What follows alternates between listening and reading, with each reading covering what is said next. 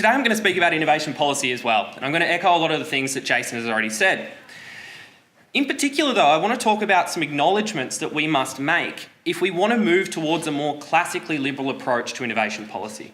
If we're still going to be talking about innovation policy in the public debate, then what should we be arguing for?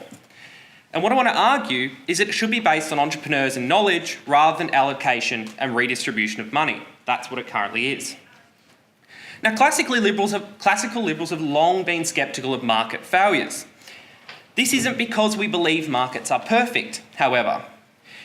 It's because we believe that market failures are often the penultimate step to technocracy and planning. Market failures are used in the spectacular leap between something that looks imperfect in the world to a contrived image of how government can fix and engineer away that problem. And what is true about market failures generally is equally true about market failures of modern innovation policy, no matter how much we like innovation. So to be clear, arguing against innovation policy and its foundations at the moment is not to argue against innovation itself. It's just to understand that individual entrepreneurs were innovating long before we had R&D tax credits. Indeed, innovation is a marvellous phenomenon. It transforms our lives and makes us flourish. This is the centre of what sort of a libertarian philosophy, a free market philosophy is about. It's about the entrepreneur. But this is what makes innovation almost unmatched in its political marketability. This is why innovation policy is also extremely dangerous. It quickly morphs into the supposedly agile but certainly very expensive suite of interventions that we saw today and in the previous election campaign. So given that today's innovation policy costs us billions of dollars, how can we move towards a more classically liberal approach? We must acknowledge several aspects about innovation. The first one is that innovation is done by entrepreneurs. It's about entrepreneurship. Second, that entrepreneurship requires more than money. And third, that entrepreneurship happens in civil society as people interact with each other. And once we reframe innovation policy around these foundations, we will move towards a more classically liberal approach. So the first acknowledgement is that any discussion of innovation, as with any discussion of economics more broadly, must always begin from the choosing and the acting individual person. For innovation, that is the entrepreneur. We need to understand what problems the entrepreneur faces. Entrepreneurs, as Jason mentioned, must discover the valuable uses for new technologies that meet human need. That is what they do. This means entrepreneurs must observe market signals. They must observe prices and what consumers want through non-price signals. They must make judgments and calculations about opportunities to exploit and to make profits. But if we think about modern innovation policy, it is grounded in the idea that firms innovate, or that governments innovate, but we won't go down that story. We must remember that firms are made of people too.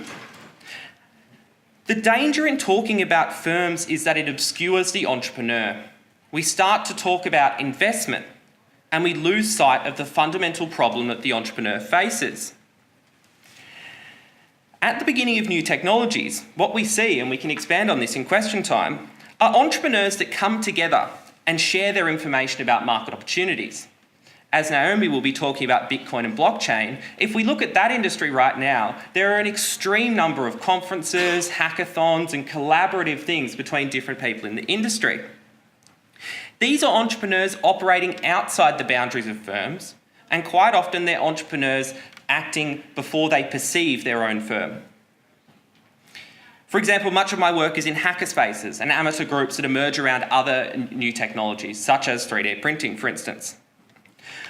What this should tell us is that entrepreneurship is a complex and it is a messy process. It happens not just in firms, big or small, but it happens in civil society itself, and it happens as entrepreneurs interact with each other. This leads me to the second acknowledgement.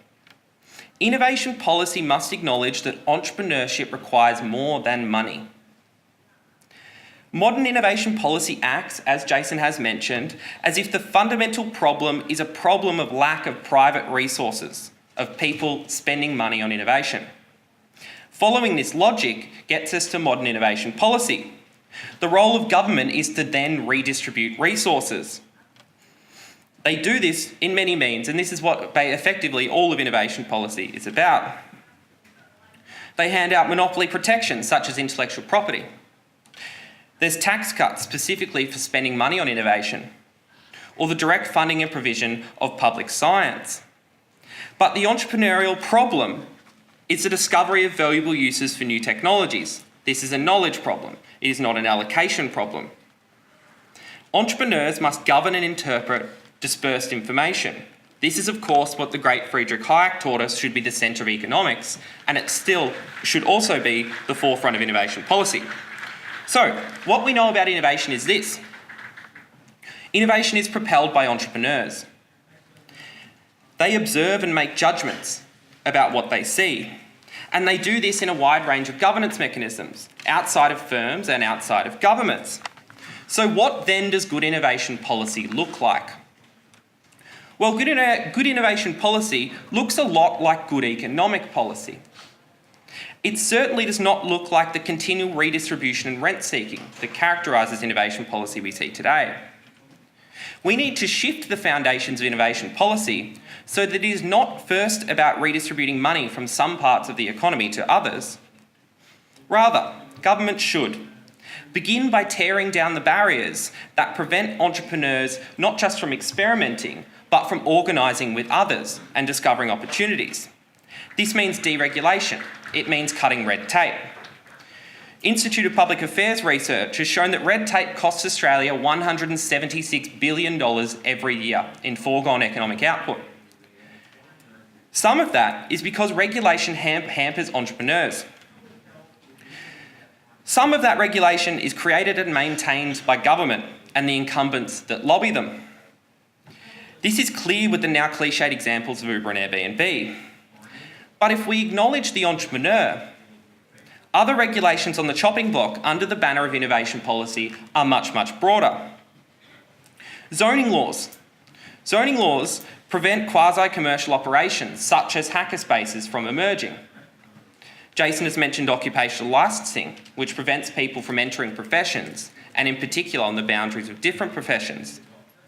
And more generally, innovation policy should be concerned with any government dictates that increase the complexity of writing contracts and exchanging with others. These all prevent entrepreneurs from acting entrepreneurially, or more broadly, they prevent individuals from voluntarily exchanging with others. Finally, innovation policy must recognise the importance of signals.